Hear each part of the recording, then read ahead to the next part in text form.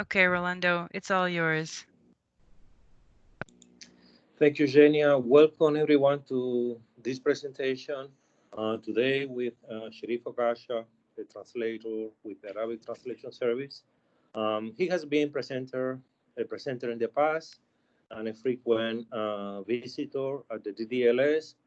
Besides being a translator, Sharif is a computational lexicographer, and his area of expertise includes terminology at the UN, as well as English, language and literature, and Arabic and Islamic studies.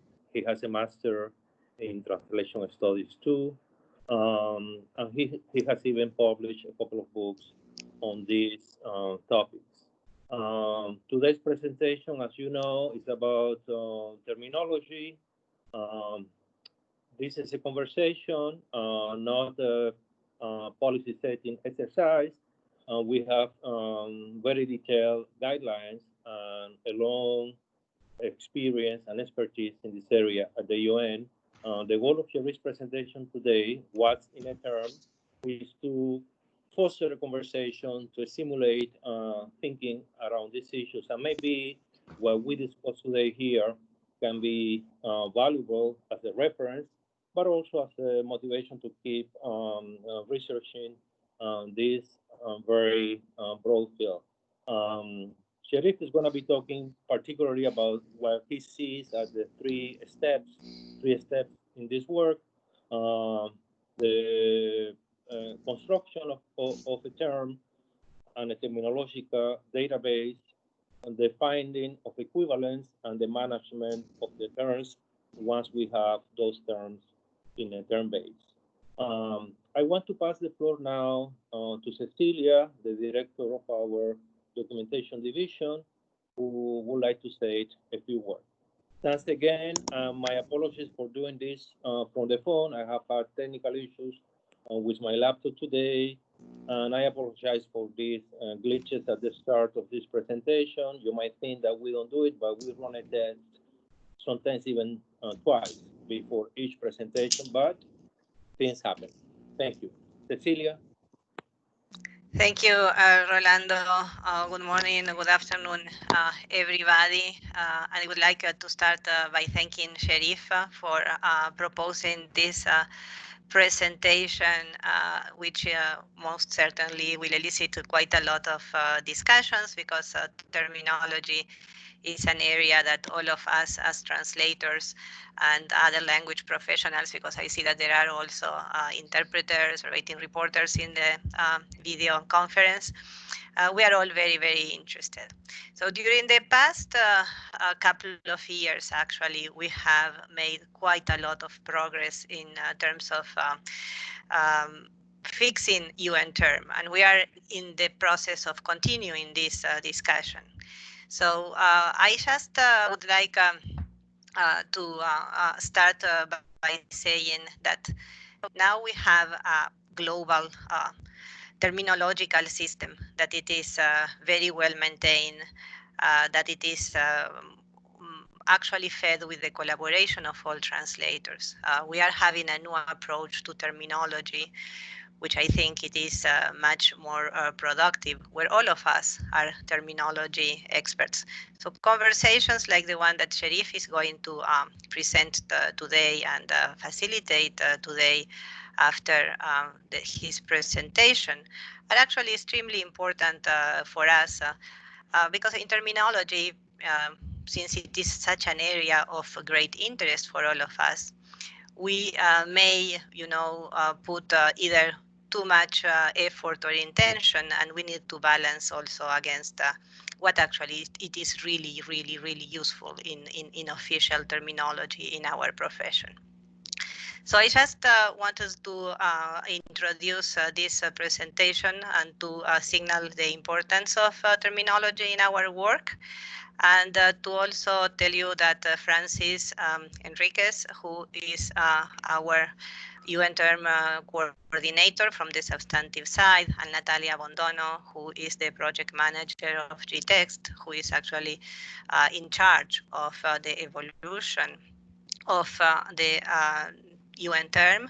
And myself, I am the chair of the Terminology Board, which is a board with the participation of Michelle Keating and Ahed from UNOV.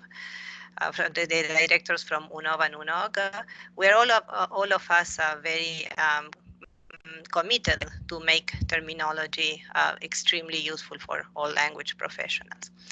Also, just to finalize my introduction, UN Term is one of the stories that we are sharing with the member states as success stories and projects that we want to keep improving in the future, and it was displayed prominently in the section in the section 2 of the regular budget in the subprogram 3, which is our subprogram in New York. And I encourage you all to read there because you will see what we will try to do. So I guess that this is just the first conversation of series of conversations about terminology where we can discuss, brainstorm, and I mean, as I said, it's not like a policy setting forum, but it is like an extremely engaging opportunity to discuss about something that concerns us all. So thank you very much, Sherif, and the floor is yours. Indeed, I would like to thank you, Cecilia, for this introduction. Actually, I'm overwhelmed by feelings of honor and gratitude that the stakeholders of terminology and translation in the UN, starting from Cecilia, our director and head of the terminology board, as far as I know, right? You are the president of the terminology board, and also Francis and Natalia. I hope she's here too. It's really a great honor for me and a pleasure to present this very modest presentation to you, and also to all my colleagues who are now present. I hope that this will be useful. Actually, it's just a way to start the discussion about terminology. I'm not claiming that I'm giving you any science. It's just some reflections I have accumulated through the years, through my work with terminology as a translator, not as a terminologist, because during the presentation, you'll see that I coined a term, which is the translator as terminologist. So because we are, as translators, we are required to contribute to terminology work. So while we are translating, we are also adding to the terminology database. So I think this presentation is targeted both for terminologists and for translators as terminologists, and of course to all staff who are concerned with terminology, like interpreters or and verbatim reporters. So thank you so much.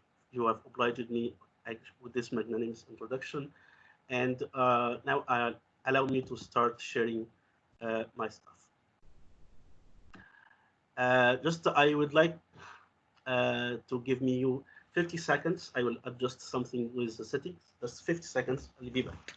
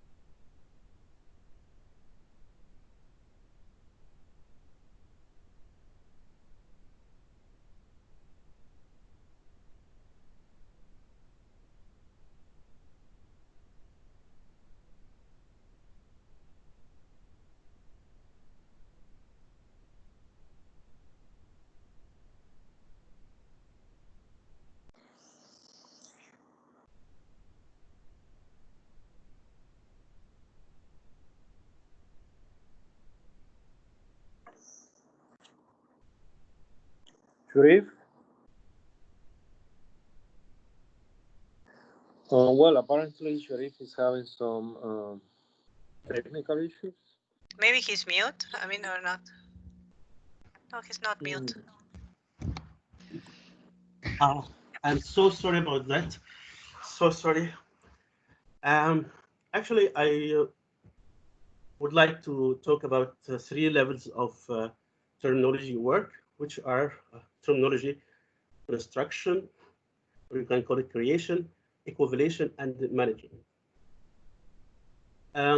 First, we need to define our concepts. The basic concepts we are talking about are the term, and the concept of terminology itself. So simply defined, a term is a word or a string of words used to label a concept in a specialized field. So you have two windows, the one at the left-hand side and the one at the right-hand side. So which of them is actually a term?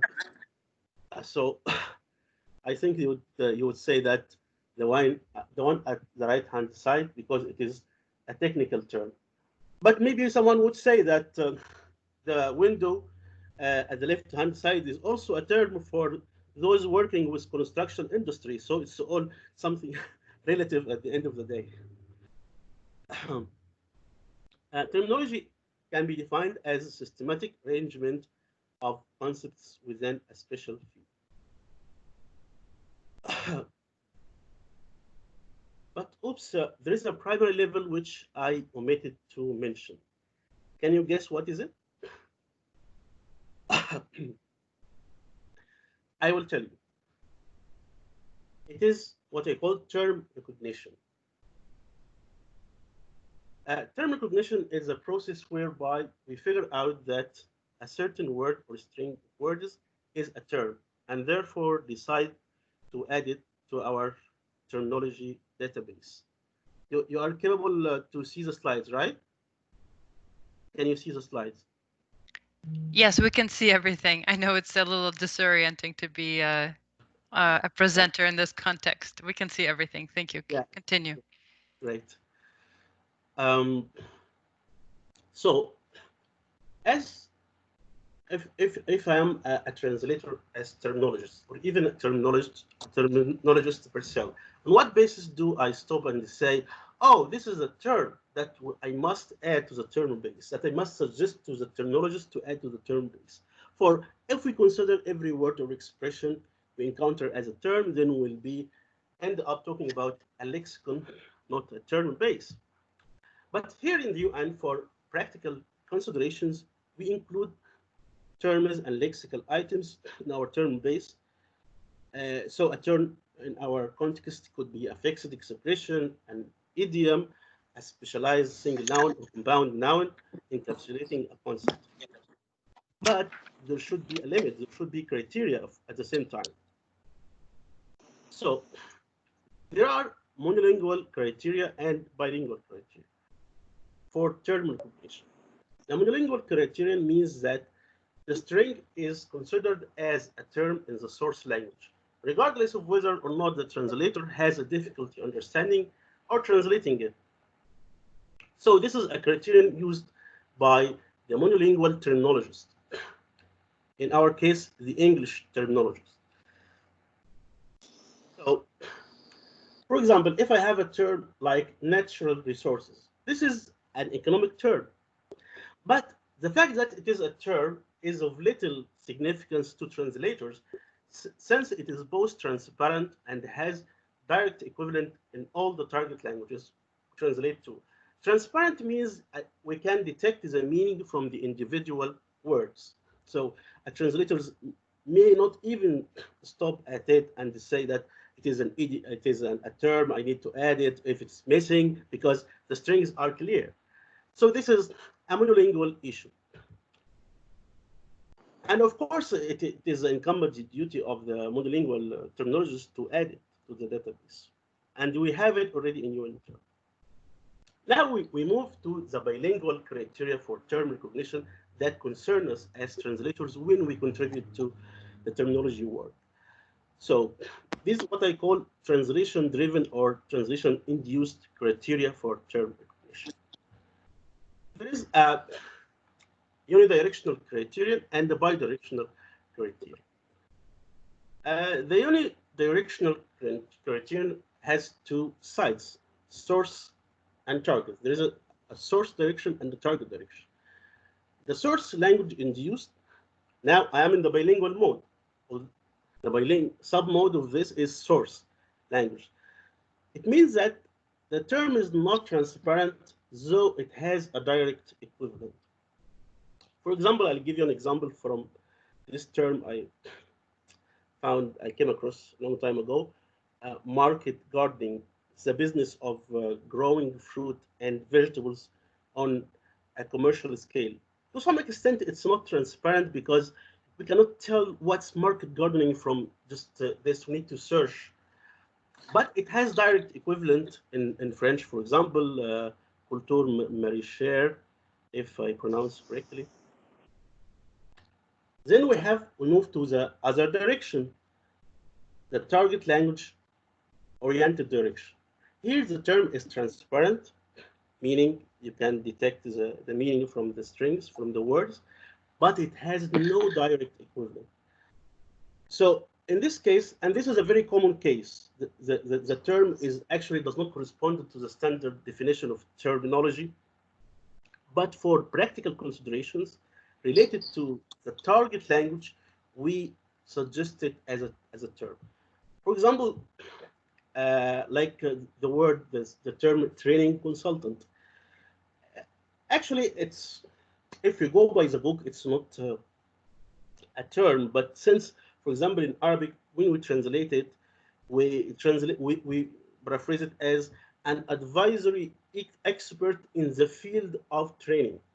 So this solution, me as a translator, I need to store it somewhere in order to be able to retrieve it again, because I don't want to think up this phraseology again in Arabic again and again. So it would be better if it is considered as a term and added to the database, and then to store this solution, this target language solution with it.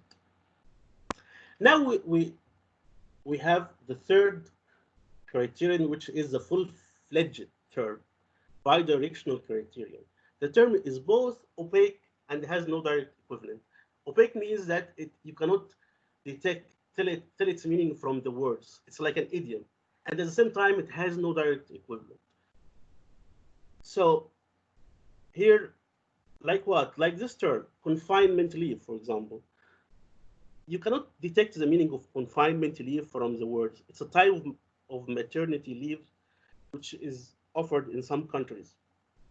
As you can see in Chinese, it is translated as maternity leave. In Arabic, we give it the idiomatic translation, delivery leave. This is the literal translation of it. So in this case, the two criteria are satisfied, and it is a must that the translator should suggest adding it to the database. Then I move to the second level, which is terminology construction.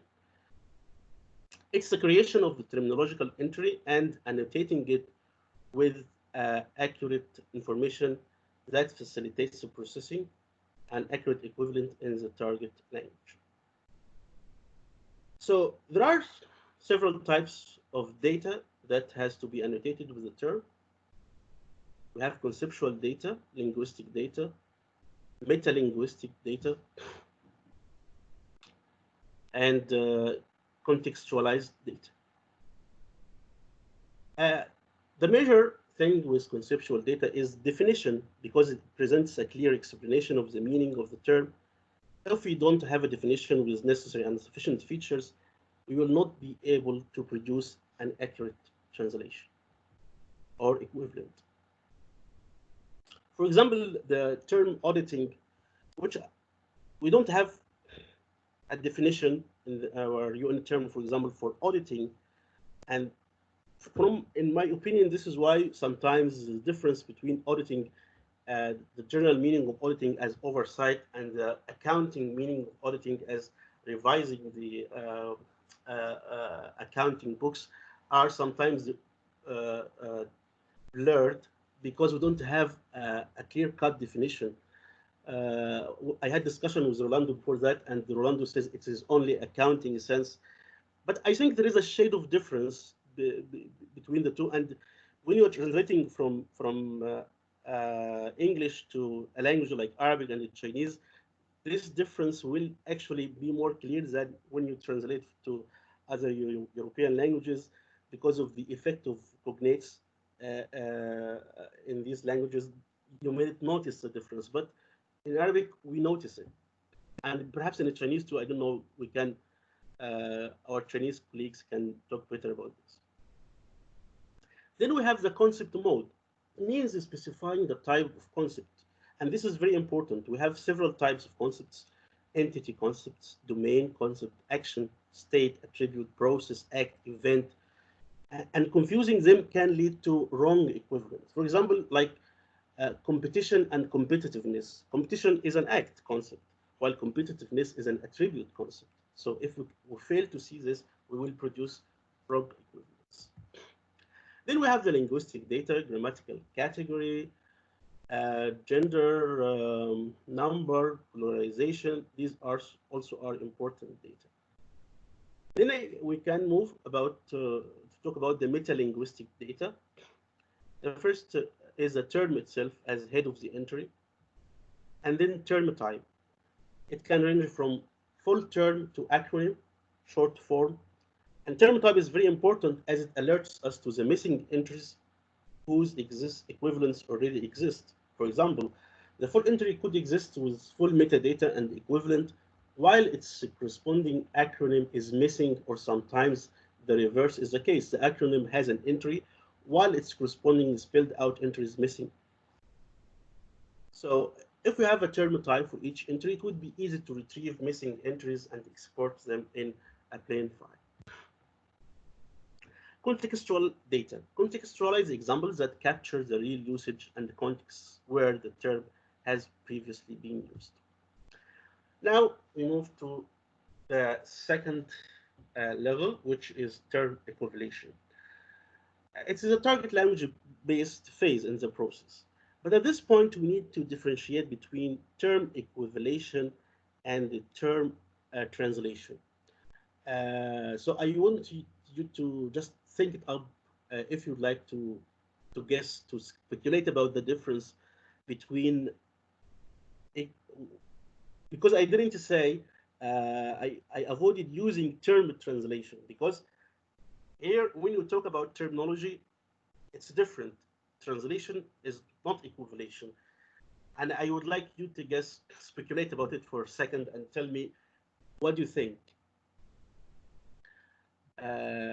What's the difference between term equivalation and term translation? Before I give you the answer, move to I give you some clues. Translation is basically about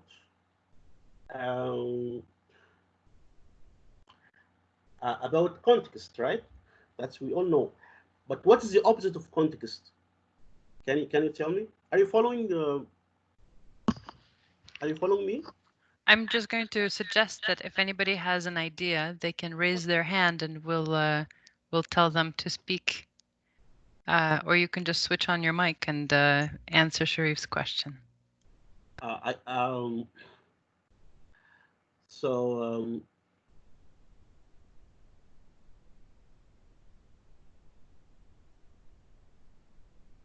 You have no takers, Sharif. You're going to have to give us the answer. Okay, so okay, I have another question. What is the, but you can think of it until the end of the presentation. What is the opposite of context? I will ask you to think it up until the end.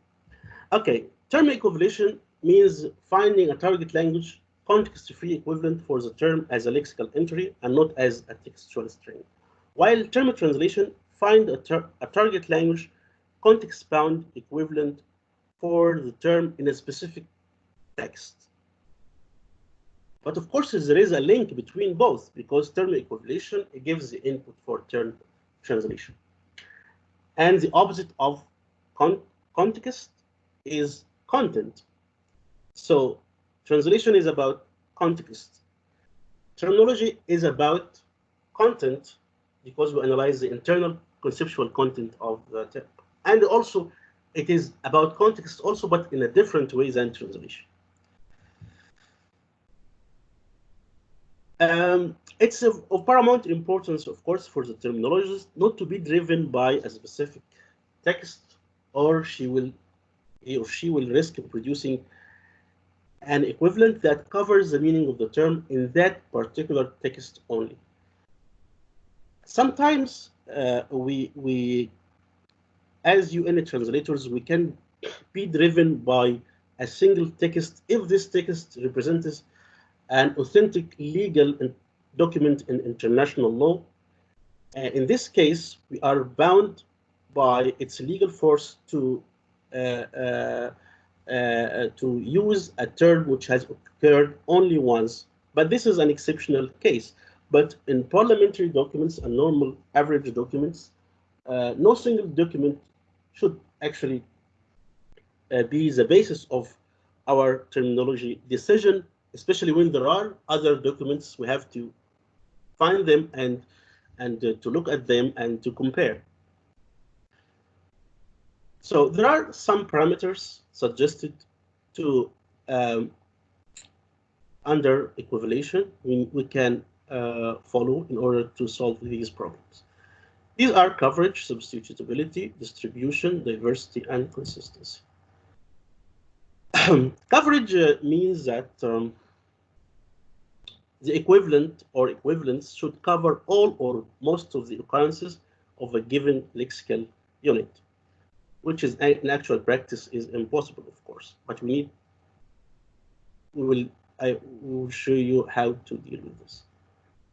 As far as coverage is concerned, we have three types of equivalent: direct equivalent, indirect equivalent, and conceptual equivalent. Direct equivalence is a formal equivalent in the source term that represents a literal translation of it, but at the same time does not compromise the three criteria of accuracy, which are idiomaticity, adequacy, or we can call it accuracy, and comprehensibility. A very basic example is that of the term marketing efficiency, which is in most languages, I think, is translated in a straightforward manner. This is an example of direct equivalent. An indirect equivalent is a non-literal equivalent of the source term, to which we resort when a direct equivalent fails to satisfy the requirements of idiomaticity, accuracy, or comprehensibility. An example is the term algorithmic bias. It's, as you can see from the definition, it's systematic and repeatable errors in computer that create unfair outcomes. You are biased towards a certain culture, certain group of people, so you change the algorithms to reflect your biases. When translated into a language like Arabic, if we translate it, give it a direct equivalent, it wouldn't be meaningful to the Arabic speaker. So we need to have a lexical conflation or a paraphrase, like you see, telling meaning prejudiced or biased redirection of electronic content. In Spanish, I found it like this, so you can help me with the pronunciation. But I'm not sure for Spanish readers whether it will make sense or not, because I assume that because there is it looks like a cognate algorithm and algorithmic might be, you know, but I'm not sure if it makes sense.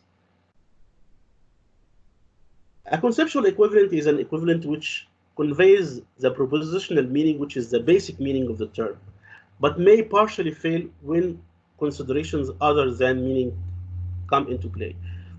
For example, we have the term trafficking in persons. Suppose we have a sentence like, women are subject to trafficking in persons. the conceptual equivalent cannot be used here because the trafficking in person, the meaning of person is already implicit in the meaning of women. This takes us to another part, which is distribution. Here it is a process-oriented parameter for term equivalation. It refers to the frequency with which the translation of a given term occurs in a bilingual corpus, because when we are doing terminology work, we have to depend on a bilingual corpus like DT search in the past and now Illuna search. So we need to examine the frequency, the distribution of the translations in order to abstract a robust and an equivalent, a comprehensive equivalent, which can satisfy our needs.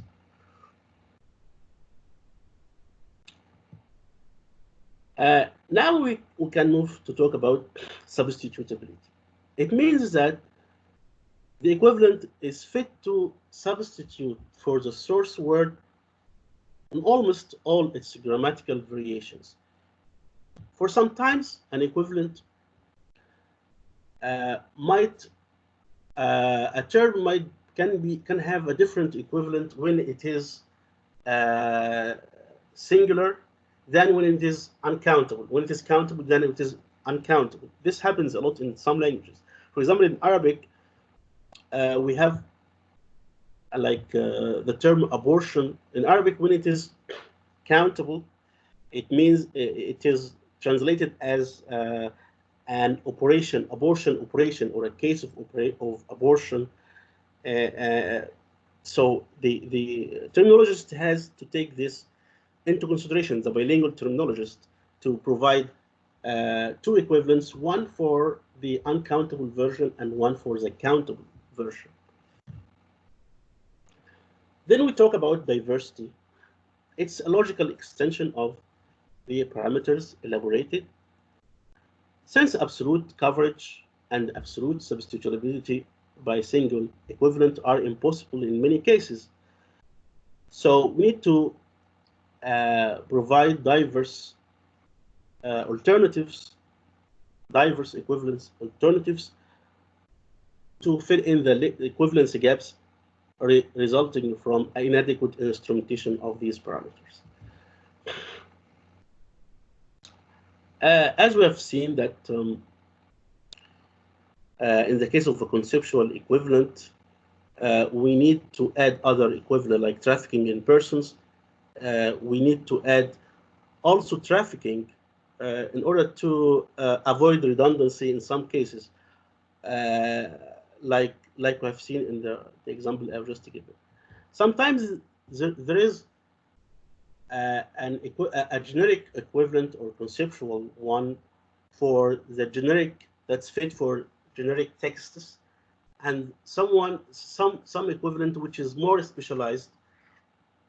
A standard case of paradigm case is the term maternal mortality.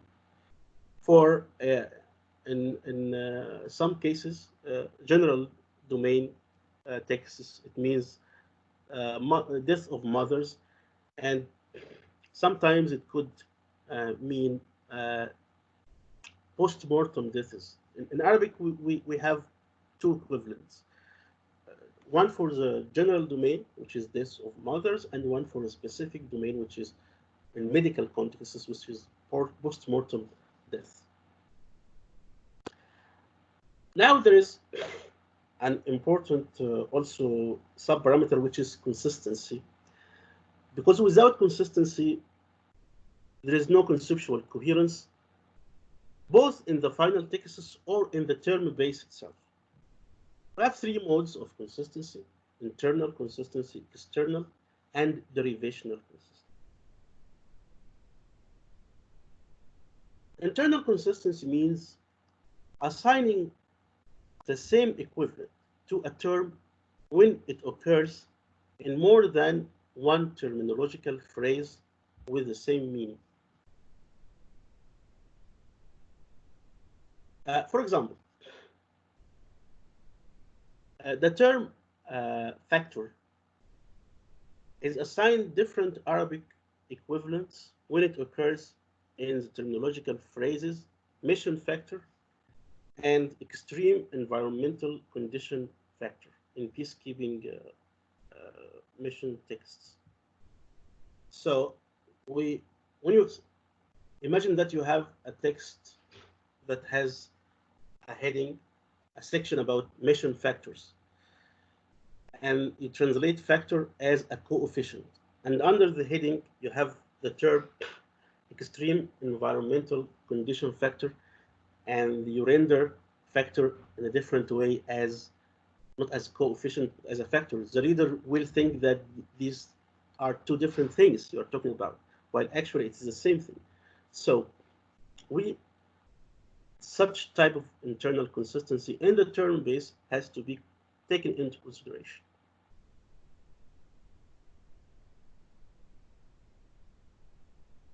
External consistency means consistency of a terminological equivalent with term translations in previous documents related to the same field or subject, because our UN documents are continuous conversations between member states. So if different terminology are used, then the conversation will seem incoherent and disconnected, because sometimes you find that the actual texts or documents have translation of terminology, while in the term base we have different equivalents. So sometimes we get confused which one to use. Do we have to resort to the term base, or we have to use the previous documents? And it takes us a lot of time to settle to settle this confusing matter. Then I talk about derivational consistency. It means taking into account other derivatives that share the same root with the term in question to avoid conceptual incoherence when these derivatives occur with the term in the same context. I'll give you an example of the term recognition in the accounting sense, the accounting register. Sometimes it can occur with co-occur with recognize and recognizable. As you can see, we have recognition in French. We have 3 equivalents. In Spanish, we have like 4. In Russian, we have 1. In Chinese, we have 1. So, for example, if we have a text chunk like this, revenue is also recognized at the same amount as the asset expense, except to the extent that liability is also recognized. In French, we have 2 terms, comptabiliser and constater. I think that, and our French colleagues, if someone is present, can correct me, comptabiliser is more technical than constater. But suppose that we have the noun recognition, the noun which is comptabilisation and constatation at the same time. So the reader might not be able to connect, to know which is actually that this refers to this, unless they are absolute synonyms. And here we can talk about synonymy also as the role of synonymy. Really, if we want to talk about synonymy in terminology, we need actually to dedicate a whole workshop for it, because synonymy sometimes can be can help a lot, and sometimes it is very dangerous if it is not used, if they are not used with caution. The last station in my tour is term management, which is the process whereby terminological entries and their equivalents are stored, retrieved, and integrated with the translation memory. Each term type, synonym, and variant should be stored separately as new entries to increase retrievability and avoid burying terms within entries. Because this can have a marked impact on the scope of automatic searches performed by the translation memory tool. Sometimes quasi-synonyms are grouped in one card in the term base and assigned the same equivalent, while in fact they should not be treated as absolute synonyms in translation. I know that this problem has been solved to a great extent in the UN term, because now we don't have duplicates as we had in the past. It has been split. But I'm just telling you from my own observations in the past. An example is the term protocol and liaison service, which exists in UNHQ in the same card as protocol office, and they are assigned the same equivalent. While protocol office is split as a separate entry in the same term base and assigned a different equivalent. Like you can see, we have protocol and liaison service and protocol office, which are grouped in the same card, and here they are also protocol office is separated and is assigned a different equivalent. This could be also confusing. Integration with the translation memory. In all translation memory systems, when the translator prepares the resources for a translation, the relevant lists are selected. And this means that if a source term appears in more than one list with a different target term, the alternative that belongs to the list with the highest preference level will be suggested to the translator.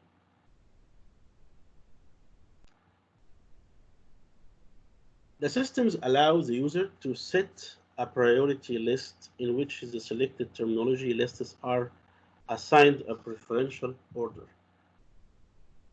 In our case, in Luna, the lists are the term basis. So we need a priority list which assigns a preferential order to term equivalents with UNHQ as the top priority, as far as I understand. But Zinia told me before the presentation that we have other priorities, like sometimes we need UNOG as a priority. She can talk better than me about this. And I don't know how we can actually solve this problem. This is a very specialized technical issue. And that's the end of it. And I feel that I have been boring. And I hope I didn't waste your time. Thank you so much. Thank you, Sharif. If you would unshare your slides, Yeah. we can open the floor to comments or questions and see what the participants would like to contribute to this conversation about etymology. Terminology. And I was going to ask if you're speaking to switch on your camera if you can. Yes, let's have you raise your hands just to have an idea of how many people would like to speak. Okay, now I should turn off the camera, right? No, keep yours on. It's fine. Okay.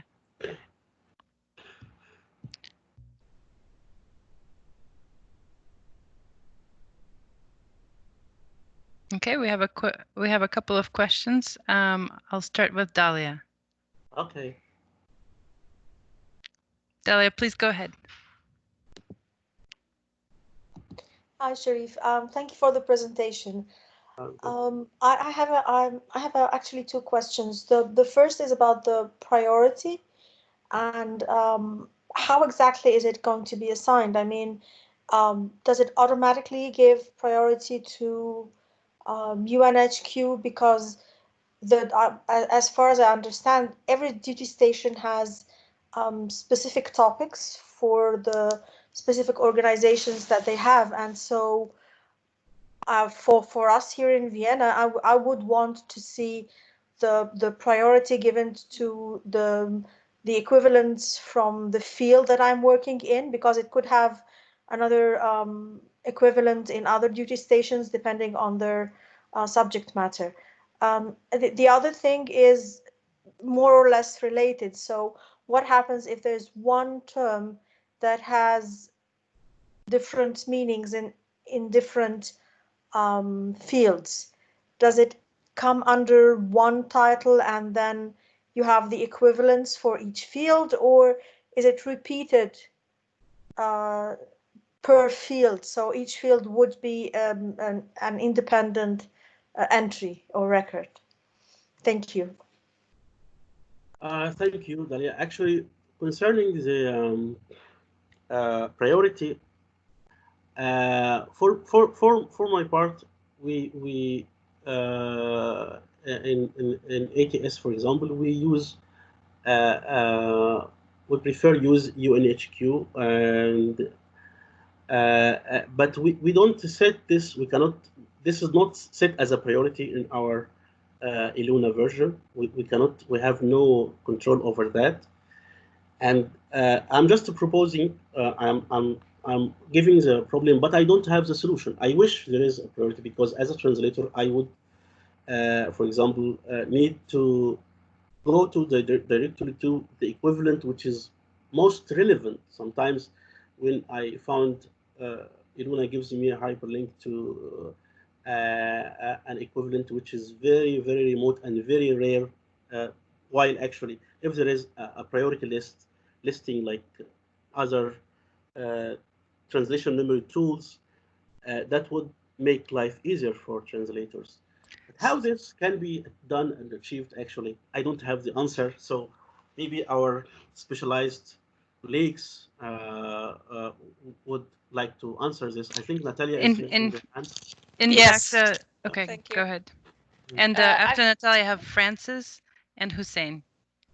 So actually, yes, there is prioritization of the databases, and each duty station and each language, target language, has the possibility of prioritizing the databases. And this is precisely for the reason that Dalia mentioned. If you are in UNOG, you will want to see probably UNOG records first. So it's not a setting at the user level. It's a setting managed at the focal point level. So I would encourage everyone who is more interested in this to reach out to their focal points so they can see what are the priorities that have been set for their respective target language, because they are, in general, they are discussed with the chiefs as well. So this is something that you can find more about with your focal point. Thank you. Concerning the second question, actually, this is a very valid question that sometimes there are terms that have different meanings in different registers. Here in the UN, from my previous discussions about this problem with the stakeholders of terminology, they prefer that to avoid ambiguity and multiple sense, because it causes problems for them in the database, because they need to have a term with one meaning. But in actual practice, we don't have that. Sometimes we have multiple meanings for the same term. And I think that it is, in this case, it is, sometimes it is a split. I see some splitting. Sometimes it is on the same card without splitting. And these are just random observations. Maybe I am wrong. You can also, Natalia can answer to this if she would like. I'm going to give the floor to Frances, who's had her hand up for a while. Yeah. Frances, go ahead. Thank you, Zhenya. Hi, Sharif. Thank you for giving this presentation. So just a couple of comments and also to address Dalia's questions. We stick as much as possible to the one concept, one record principle, so that if you are talking about the same word used in different domains and they mean different things and they're translated differently in the other languages, we will have separate records for them.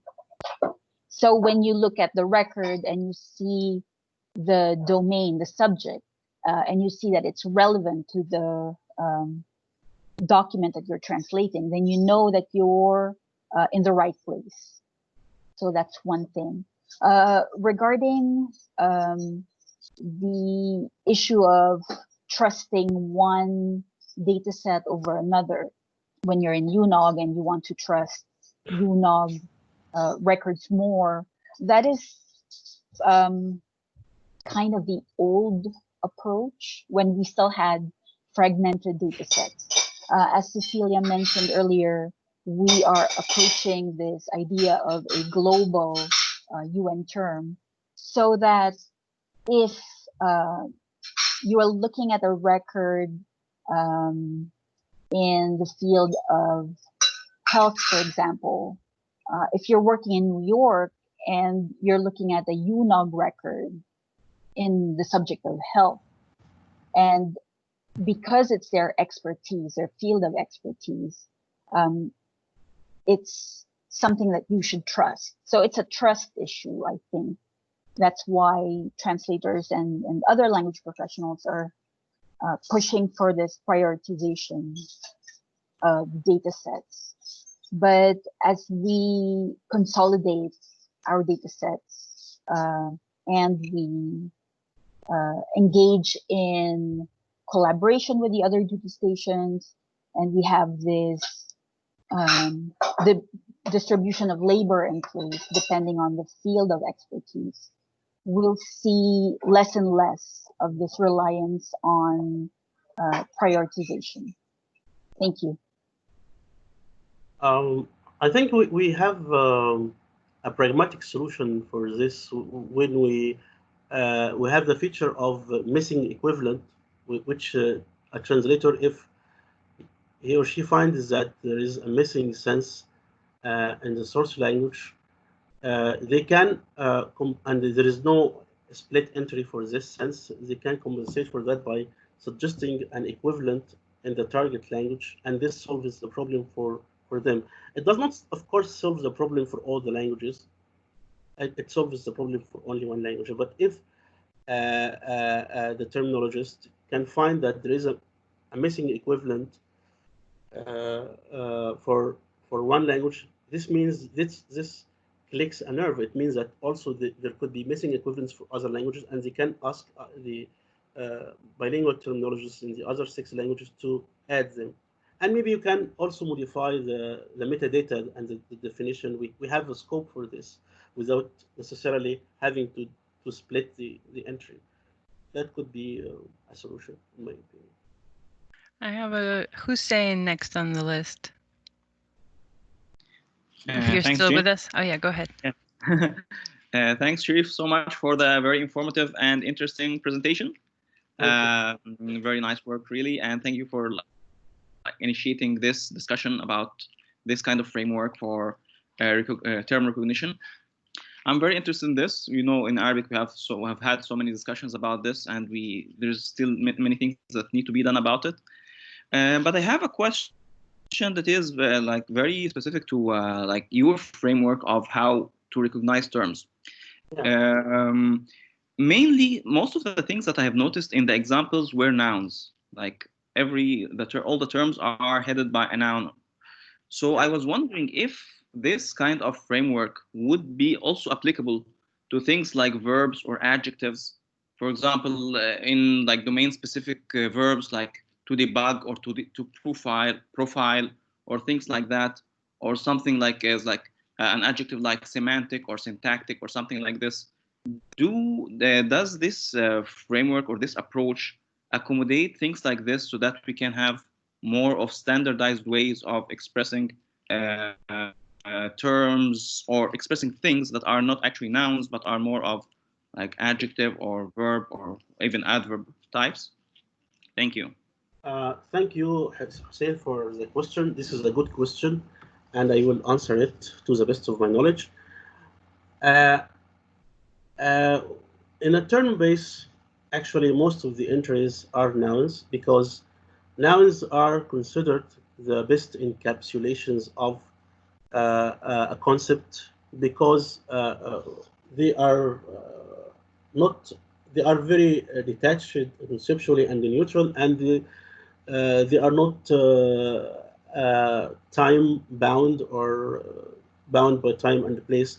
This is why in all terminology databases, most of the entries, if not all, are nouns, and like in our database too. Of course, we can add verbs and adjectives, but in this case, we are not in the terminology base mode, we are in a lexicon mode. We are creating a lexicon. And of course, this decision depends on many factors. First thing is, do we actually need this? And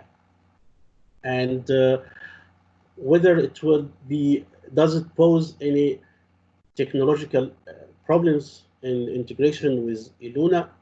Because if you talk about verbs, you talk about inflections, you talk about agreement, if you talk about adjectives, you're gonna enter into problems in the integration with the translation memory. These problems, I don't know to what extent they can be solved or not, because it needs a deeper level of computational linguistics.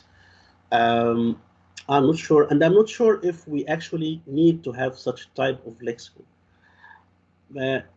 But you can think it up and make us a presentation about that in the future. Why not?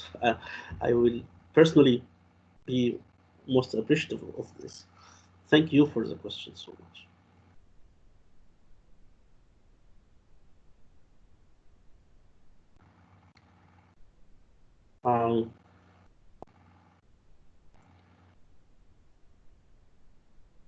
I see a comment from Hayam, and I was just wondering if you'd like to make the comment yourself to everyone.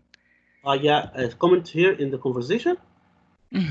Yeah. I really don't know why I can't see the conversation. It's here. Yeah, I see the conversation is. So Hayam writes, I think adding different forms other than nouns would not fit into glossaries or terminology. I think those forms could be searched on Eluna from already made translations. Yeah, that's correct. Yeah, that's correct. Yeah, because they are. We can search them from Eluna because it takes you to the Eluna corpus, to the corpus itself, to the our UN corpus, which is, we called it data search before. Now it is Eluna search. That's correct, of course. And I have I see Manuel's hand is up. Would you like to make a comment? Yes, thank you. Thanks. Thanks, Sharif, for your presentation. This is Manuel from the Spanish Translation Service. I found it very interesting, and I thought while I was listening to you, that your presentation addresses a fundamental question, I think, in the area of terminology, which is the criteria that we want to use in order to decide whether to include a specific term in the database or not.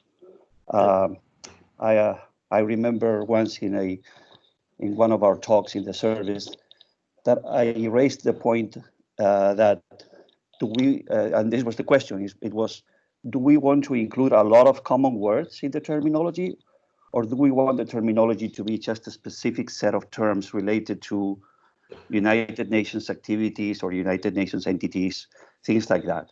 Because the more you expand the database to include common words, the more contextualized is the need for contextualized translations arises. In the sense that, for example, if you have a common word like audit is a common word. Yeah. If you look at audit in the dictionary, you'll see that it has the accounting meaning, but it also has the more general meaning of examining carefully something. Exactly. And I've seen both uses of the word in United Nations documents. On the other hand, if you want to restrict the terminology to something more specific, you need to ask yourself the question, do I want just something like, say, a concept like peacekeeper, that related to United Nations activities, or something like humanitarian action, and we can decide to include that in the database. But the more you go into the area of general language, including all kinds of common words, whether they're adjectives or nouns or whatever, you're entering an area in which the database runs the risk of becoming just a regular dictionary, you know, and it will have more and more definitions for just one term, because this particular word, audit is one case, but there's other words that have even more meanings, would cause the database to have to include a lot of different definitions for each contextualized meaning of that word. Yeah. I was actually smiling when you used the first your first example, business gardening. And then it occurred to me, it came to my mind this expression in English called garden variety. Garden variety is a kind of funny expression because it's made up of two nouns. Yeah. But the fact is that the meaning is an adjective. It means commonplace or ordinary. Yeah. Should that be included in our database? That's right. Something like that. And it's not easy to translate because if you put the two words together in your own language, it makes no sense. Yeah. Yes. And Exactly. so these are the issues that we need to actually ask ourselves, I think. What criteria do we want to use to decide what terms would be included in our UN term database? I think this is the fundamental question. Yeah. Do we want a lot of common words, or do we just want a specific set of terms that are very narrowly linked to United Nations entities or activities? Thank you, Manuel. And Sharif, before you respond, I just thought we'd also let Francis weigh in on this discussion. Okay. Francis? You're muted. Sorry. Thanks, Zhenya. So to comment on that, we do have criteria already in place. They are found in the terminology guidelines that we came up with and that were recently approved by the terminology board. And so we allow very specific terms in UN term. We allow UN specific nomenclature, technical terms, names, which make their way into the names data set, and in very limited instances, phraseology. But these are very limited.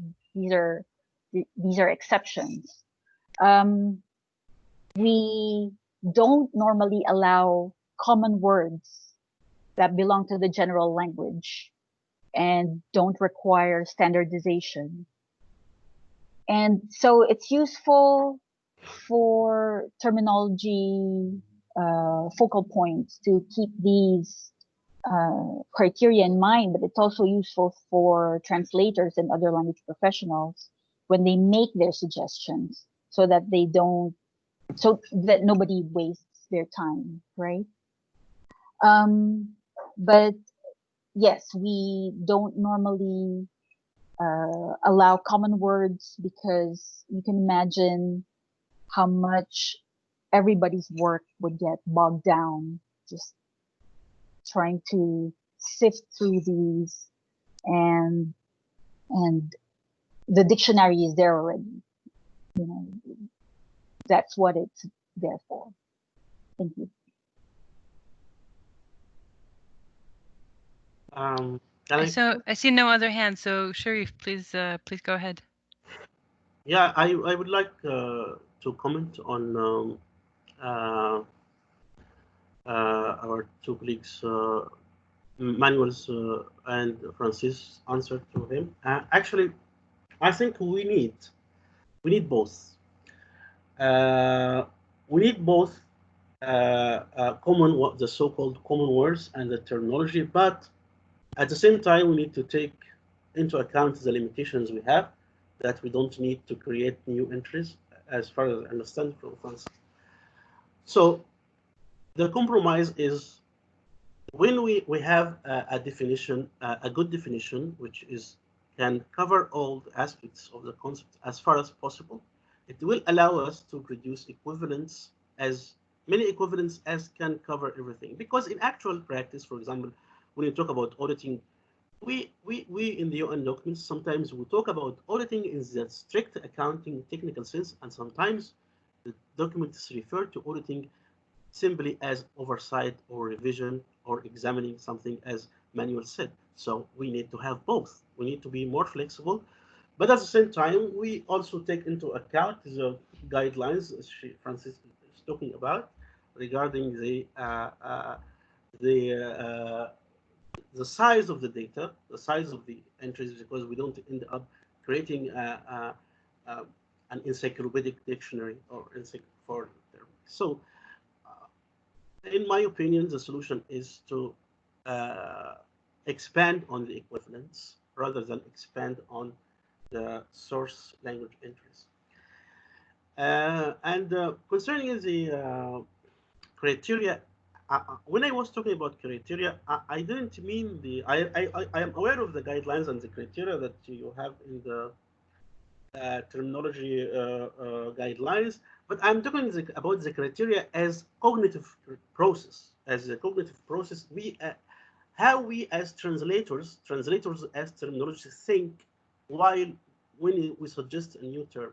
I'm introspecting, just introspecting. I'm talking about how I myself do. Maybe you can share me the same thoughts. So I'm putting myself in the shoes of all translators and myself as a translator, and try to figure out the what criteria I myself use to decide, oh, I send this term to the terminologist to edit.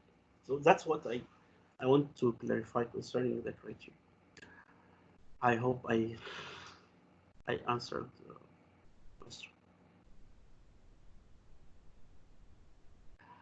And I would like to also add something related to technology and to terminology.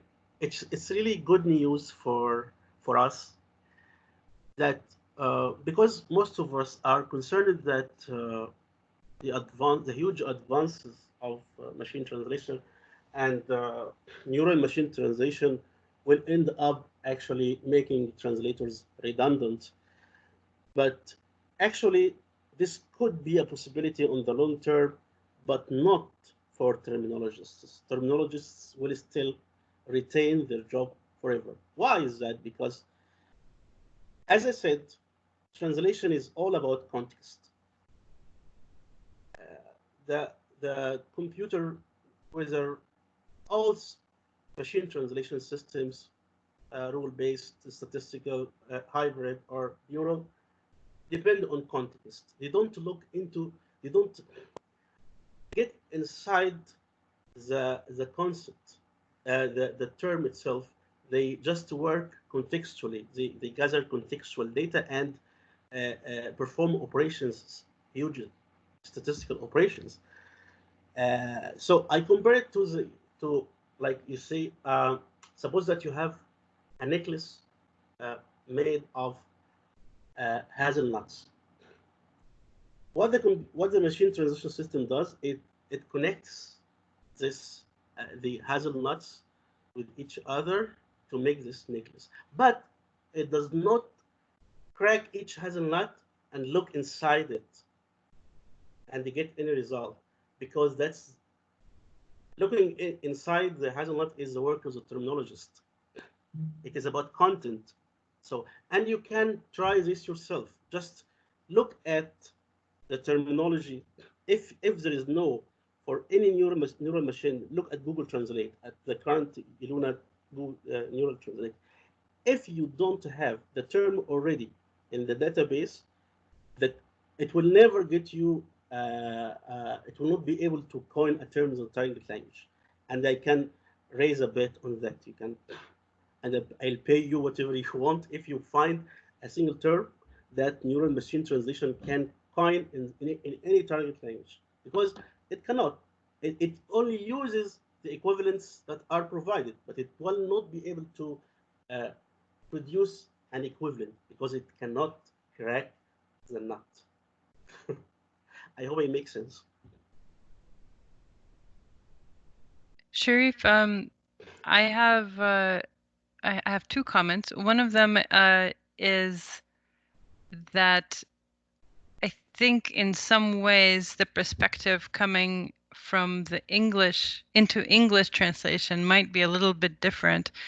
I have been spot checking a document I'm working on right now, and the situation has much improved, but for a long time the terminology panel in Iluna was showing us too many completely inappropriate terms in the context of the text that we were working with, precisely because too many general terms had been added to the terminology database. And Francis might remember that I was a very proactive submitter of reporting terms as noise. Of course, noise from our perspective, because what we were seeing is, with the example you gave in your presentation, one term in English and a long list of potential equivalents in the other languages. So we were getting that English term suggested to us for all of those source language terms, or maybe they weren't even terms in the context in which we were seeing them. So that's one experience I personally have had with the UN term and with how it integrates with Iluna.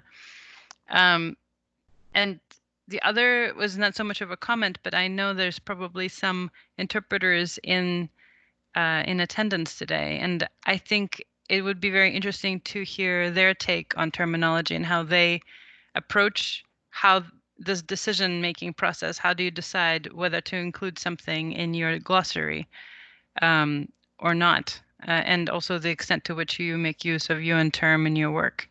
So I don't know if there are any interpreters who would like to make any comments on this.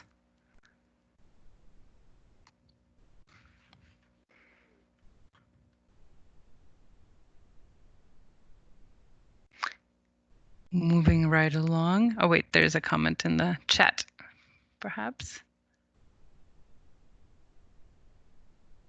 Oh, and Nina, yes.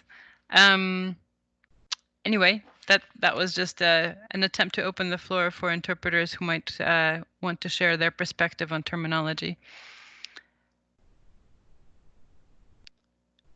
Other than that, I don't think I have anything more to add. Sharif, do you have any concluding comments, remarks? Just I want to say that this is not everything I have about terminology. There are many other issues related to terminology concerning construction and equivalation, and we need to discuss and talk more deeply about this, and to also be guided by the limitations we have, because if we talk, ideally we will not be able to implement what we are talking about. So I think that we need to have more discussion about these issues, and I encourage our colleagues to think up other issues and to develop this framework if they find that they can start from it. I hope that we can work together to elaborate on it and to develop it and modify it, correct it, refine and revise, and so that we can have a better terminology database than we have now. Of course, I don't say that what we have now is bad. I think it's very good, but we can improve. We can wish for things much better. So I want to give Hayam an opportunity to make a comment. Good afternoon, everybody. I would like to thank you, Sharif, for this very valuable lecture. And from my position as an interpreter, as we were invited to comment on our experience with terminology. Currently, given the telecommuting circumstances, I am involved in a glossary team in my booth, and this made me actually get exposed to more and more of the eLuna search and the UN term. And what I noticed is that some terms are not really, well, in the booth, I found that some terms are missing. So there are some terms that I cannot find on UN term. Maybe if I search in eLuna, but given the time limit in the booth, it's very limited. I cannot search, and then the internet connection might not be the best, so I wouldn't be able to get it very fast from eLuna. In addition to the fact that with eLuna, we have a lot of choices. So, well, I need to read a whole paragraph to get to the term, especially in the Arabic.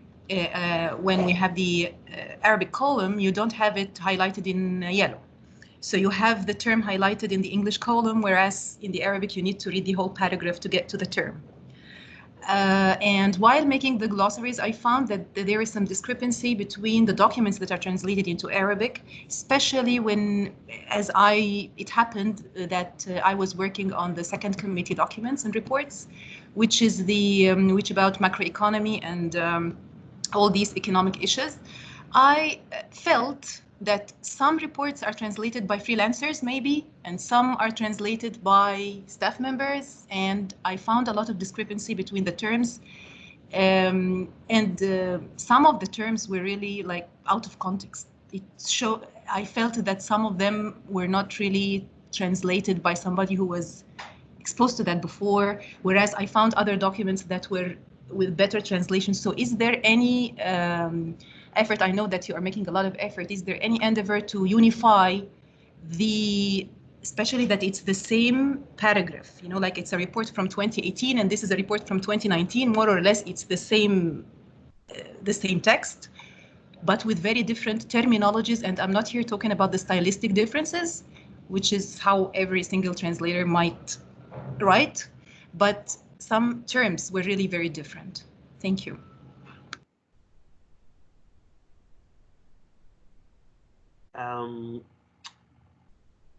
Actually, Francis wants to say something. I think we should take her point. Yes, thank you, Sharif. Welcome. So when there are missing entries, we encourage staff and other users to make suggestions, whether it's a missing equivalent, an incorrect equivalent. We encourage suggestions, and this is part of our new work of integrating terminology into whether it's translation or editing or revision. The fact that we are doing research and we come across some inaccuracies in UN term, we encourage everyone to report those and to suggest the correct version. Another thing is when you have glaring differences in terminology and it makes you wonder whether something was translated by an in-house translator or a freelance translator, Natalia and I do give training to contractors and freelancers. So whether you're in-house or working contractually, you should have access to the same terminology resources.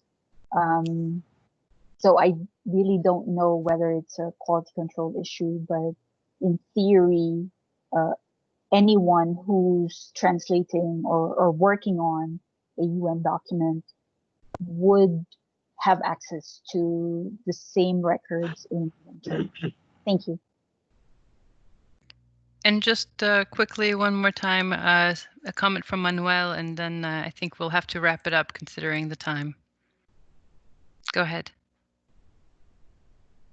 Yes, I was listening to Frances as well, and I think the general criteria that she referred to earlier that are actually already being used, I think that goes in the right direction. I think UN terms should move away from becoming a general dictionary, avoid including a lot of common words that are very polysemic, that have many different meanings, because a terminologist runs the risk of missing one or two or three or more of them when including that term in the database.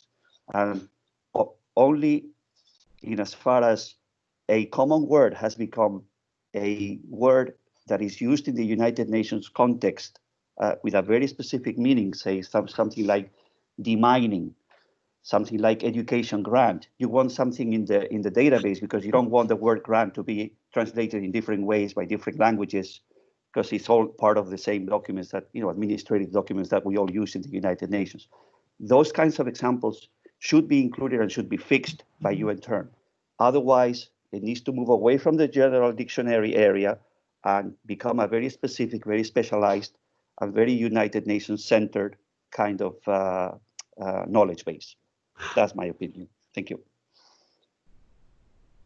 All right. I want to thank everybody for your comments, and Sharif for your presentation and for being in the hot seat for the last half an hour or so. And Rolando, would you like to say a few words? And also remind participants about this Friday. Yes, I want to thank Sharif for his intellectual courage in making this presentation, because sometimes we forget that there is room for debate here at the UN in our language services. We have guidelines, we have set practices. Maybe some people think that we cannot talk about those guidelines, but nobody has ever said we can't. So I think this is a good example of things we can do to encourage conversation without, every time we present a topic, making people feel as if we were going to set a new policy. So in this respect, I repeat, I want to thank Sharif for his intellectual curiosity, which is boundless, and his intellectual courage, his honesty in bringing these topics to the light. I want to also thank Natalia, Frances, Manuel. I have had many conversations with Manuel about these topics informally, of course. We share a strong interest in these issues because terminology is at the core of what we do here. And many people, even though they don't say it, have opinions about terms on a daily basis. I want to also thank Hussein and other attendees, including some colleagues from outside of New York, from other duty stations. I want to thank Cecilia for having made it, even though she's always super busy. She makes an effort to attend as many presentations she can, and I appreciate that. I want to thank Eugenia and Selena for being an essential, indispensable part of this DDLS team. And I want to briefly announce that next Friday, we will have an activity, a very special activity to celebrate the Russian Language Day. It's going to be conducted mainly in Russian, so everybody who knows some Russian, loves Russian, and particularly poetry is invited to come. We will have some high-ranking guests. I will keep it a secret. So I think this will be very special, what we're going to do on Friday. Thank again, everybody. I look forward to seeing most of you on Friday. Thank you. And Bye-bye. Thank you. Just an idea, just unmute your microphone if you wish to give Sharif a round of applause.